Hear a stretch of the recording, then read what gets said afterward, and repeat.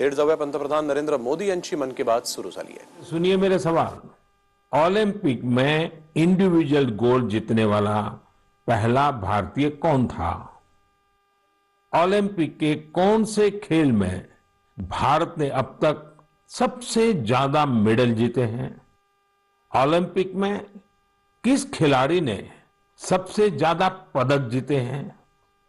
साथियों, आप मुझे जवाब भेजे न भेजे, पर माय गॉव में ओलंपिक्स पर जो क्विज है उसमें प्रश्नों के उत्तर देंगे तो कई सारे इनाम जीतेंगे. ऐसे बहुत सारे प्रश्न माय गॉव के रोड टू टोक्यो क्विज में है. आप रोड टू टोक्यो क्विज में भाग लें. भारत ने पहले कैसा परफॉर्म किया है, हमारी टोक्यो ओलंपिक्स के लिए अब क्या तैयारी है, ये सब खुद जाने और दूसरों को भी बताएं. मैं आप सबसे आग्रह करना चाहता हूं कि आप इस क्विज कंपटीशन में जरूर हिस्सा लीजिए. साथियों, जब बात टोक्यो ओलंपिक्स की हो रही हो तो भला मिल्खा सिंह जी जैसे लीजेंडरी एथलीट को कौन भूल सकता है.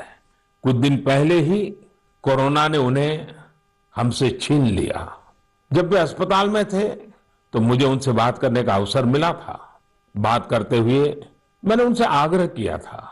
मैंने कहा था कि आपने तो 1964 में टोक्यो ओलंपिक्स में भारत का प्रतिनिधित्व किया था, इसलिए इस बार जब हमारे खिलाड़ी ओलंपिक्स के लिए टोक्यो जा रहे हैं तो आपको हमारे एथलीट्स का मनोबल बढ़ाना है, उन्हें अपने संदेश से प्रेरित करना है. वो खेल को लेकर इतना समर्पित और भावुक थे कि बीमारी में भी उन्होंने तुरंत ही इसके लिए हामी भर दी. लेकिन दुर्भाग्य से नियति को कुछ और मंजूर था. मुझे आज भी याद है 2014 में वो सूरत आए थे. हम लोगों ने एक नाइट मैराथन का उद्घाटन किया था. उस समय उनसे जो गपशप हुई, खेलों के बारे में जो बात हुई, उससे मुझे भी बहुत प्रेरणा मिली थी. हम सब जानते हैं कि मिल्खा सिंह जी का पूरा परिवार स्पोर्ट्स को समर्पित रहा है, भारत का गौरव बढ़ाता रहा है. साथियों, जब टैलेंट, डेडिकेशन, डिटर्मिनेशन और स्पोर्ट्समैन स्पिरिट एक साथ मिलते हैं तब जाकर कोई चैंपियन बनता है. हमारे देश में तो अधिकांश खिलाड़ी छोटे छोटे शहरों, कस्बों, गांवों से निकल करके आते हैं. टोक्यो जा रहे ओलंपिक दल में भी कई ऐसे खिलाड़ी शामिल हैं जिनका जीवन बहुत प्रेरित करता है. हमारे प्रवीण जाधव जी के बारे में आप सुनेंगे तो आपको भी लगेगा कि कितने कठिन संघर्षों से गुजरते हुए प्रवीण जी यहां पहुंचे हैं. प्रवीण जाधव जी महाराष्ट्र के सातारा जिले के एक गांव के रहने वाले हैं. वो आर्चरी के बेहतरीन खिलाड़ी हैं.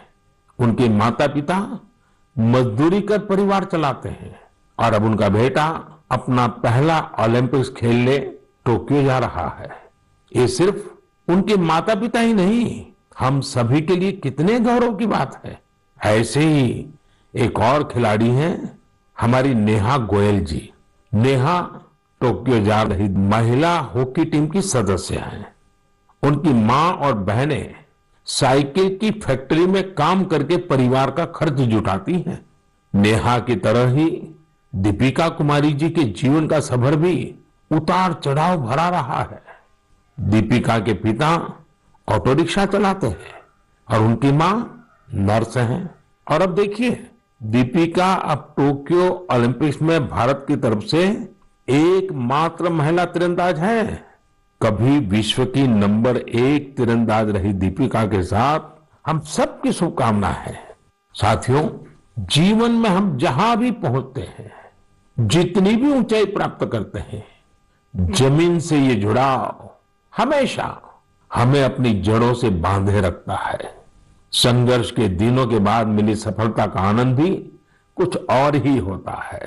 टोक्यो जा रहे हमारे खिलाड़ियों ने बचपन में साधनों, संसाधनों की हर कमी का सामना किया, लेकिन वो डटे रहे, जुटे रहे उत्तर प्रदेश के मुजफ्फरनगर की प्रियंका गोस्वामी जी का जीवन भी बहुत सीख देता है। प्रियंका के पिता बस कंडक्टर है। बचपन में प्रियंका को वो बैग बहुत पसंद था जो मेडल पाने वाली खिलाड़ियों को मिलता है। इसी आकर्षण में उन्होंने पहली बार रेस वॉकिंग प्रतियोगिता में हिस्सा लिया था। अब आज वो इसकी बड़ी चैंपियन है। जैवलिन थ्रो में भाग लेने वाले शिवपाल सिंह जी बनारस के रहने वाले हैं। शिवपाल जी का तो पूरा परिवार ही इस खेल से जुड़ा हुआ है। इनके पिता, चाचा और भाई सभी भाला फेंकने में एक्सपर्ट हैं। परिवार की यही परंपरा उनके लिए टोक्यो ओलंपिक्स में काम आने वाली है। टोक्यो ओलंपिक के लिए जा रहे हैं चिराग शेट्टी और उनके पार्टनर सात्विक साईराज का हौसला भी प्रेरित करने वाला है। हाल ही में चिराग के नाना जी का कोरोना से निधन हो गया था। सात्विक भी खुद पिछले साल कोरोना पॉजिटिव हो गए थे, लेकिन इन मुश्किलों के बाद भी ये दोनों मेंस डबल शटल कंपटीशन में अपना सर्वश्रेष्ठ देने की तैयारी में जुटे हैं। एक और खिलाड़ी से मैं आपका परिचय कराना चाहूंगा। यह है हरियाणा के भिवानी के मनीष कौशिक जी। मनीष जी खेती किसानी वाले परिवार से आते हैं। बचपन में खेतों में काम करते करते मनीष को बॉक्सिंग का शौक हो गया था। आज ये शौक उन्हें टोक्यो ले जा रहा है। एक और खिलाड़ी हैं सीए भवानी देवी जी। नाम भवानी है और ये तलवारबाजी में एक्सपर्ट है। चेन्नई के रहने वाली भवानी पहली भारतीय फेंसर है जिन्होंने ओलंपिक में क्वालिफाई किया है।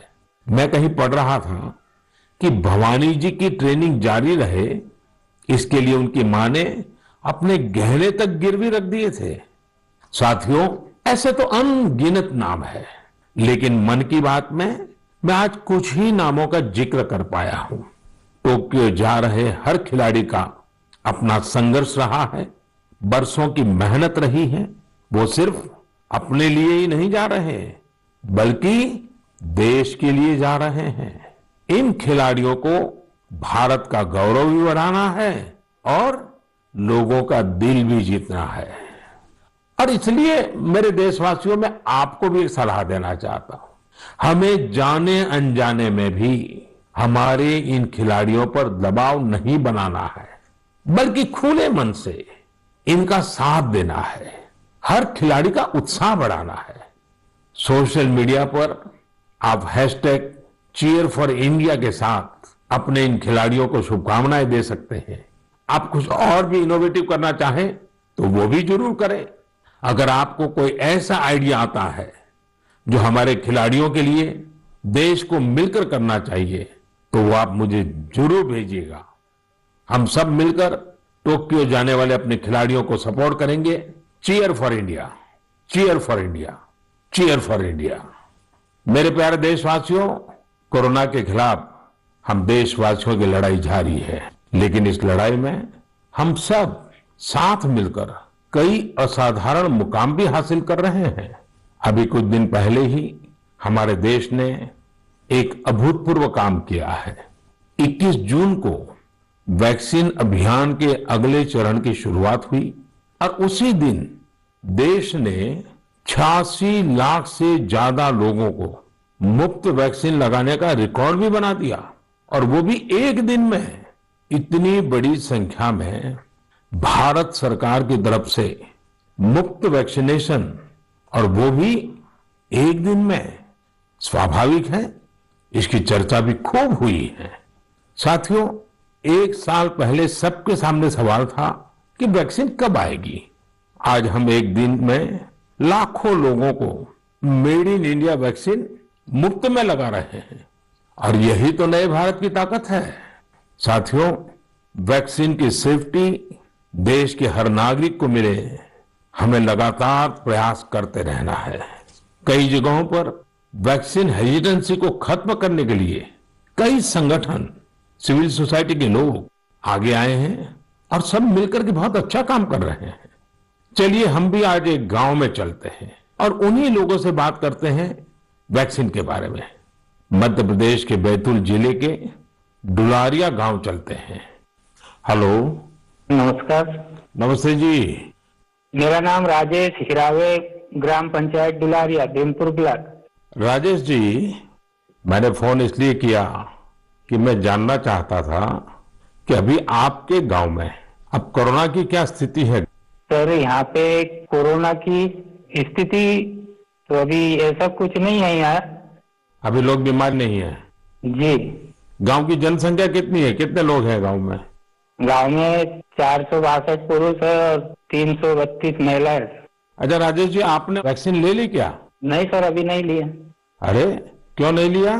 सर जी, यहाँ पे कुछ लोगों ने कुछ व्हाट्सएपों पे ऐसा भ्रम डाल दिया गया कि उससे लोग भ्रमित हो गए सर जी।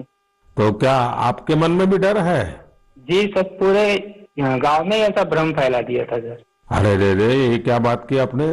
देखिए राजेश जी, जी मेरा आपको भी और मेरे सभी गांव के भाई बहनों को यही कहना है कि डर है तो निकाल दीजिए। जी हमारे पूरे देश में 31 करोड़ से भी ज्यादा लोगों ने वैक्सीन का टीका लगवा लिया है। जी आपको पता है ना, मैंने खुद ने भी दोनों डोज लगवा लिए हैं। जी सर। अरे मेरी माँ तो करीब करीब 100 साल की है, उन्होंने भी दोनों डोज लगवा लिए हैं। कभी कभी किसी को इससे बुखार वगैरह आता है, पर वो बहुत मामूली होता है, कुछ घंटों के लिए ही होता है। देखिए, वैक्सीन नहीं लेना बहुत खतरनाक हो सकता है। जी इससे आप खुद को तो खतरे में डालते ही हैं, साथ ही में परिवार और गांव को भी खतरे में डाल सकते हैं। जी और राजेश, इसलिए जितना जल्दी हो सके वैक्सीन लगवा लीजिए और गांव में सबको बताइए कि भारत सरकार की तरफ से मुफ्त वैक्सीन दी जा रही है और 18 वर्ष से ऊपर के सभी लोगों के लिए ये मुफ्त वैक्सीनेशन है। जी जी तो ये आप भी गांव में लोगों को बताइए, और गांव में ये डर का तो माहौल का कोई कारण ही नहीं है। कारण यही सर, कुछ लोगों ने ऐसी गलत अफवाह फैला दी जिससे लोग बहुत ही भयभीत हो गए। उसका उदाहरण देते, जैसा उस वैक्सीन को लगाने से बुखार आना, बुखार से और बीमारी फैल जाना, मतलब आदमी की मौत हो जाना, यहाँ तक के वो अफवाह फैला। हो। देखिए, आज तो इतने रेडियो, इतने टीवी, इतनी सारी खबरें मिलती हैं और इसलिए लोगों को समझाना बहुत सरल हो जाता है। और देखिए, मैं आपको बताऊं, भारत के अनेक गांव ऐसे हैं जहां सभी लोग वैक्सीन लगवा चुके हैं, यानी गांव के 100% लोग। जैसे मैं आपको एक उदाहरण देता हूं। जी कश्मीर में बांदीपुरा जिला है।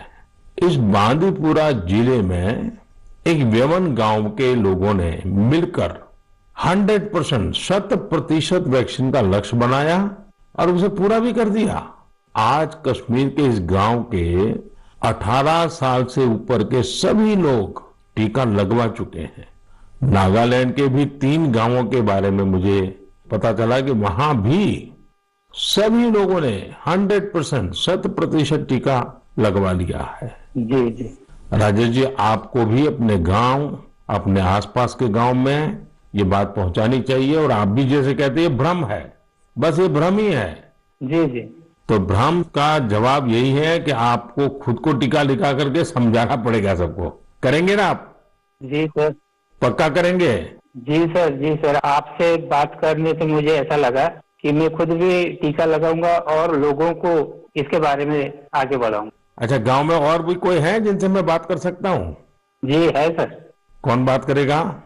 हेलो सर, नमस्कार। नमस्ते जी, कौन बोल रहे हैं? मेरा नाम है किशोरीलाल दुर्वे। तो किशोरीलाल जी, अभी राजेश जी से बात हो रही थी जी सर। और वो तो बड़े दुखी होकर के भी बता रहे थे कि वैक्सीन को लेकर लोग अलग अलग बातें करते हैं। जी। आपने भी ऐसा सुना है क्या? हाँ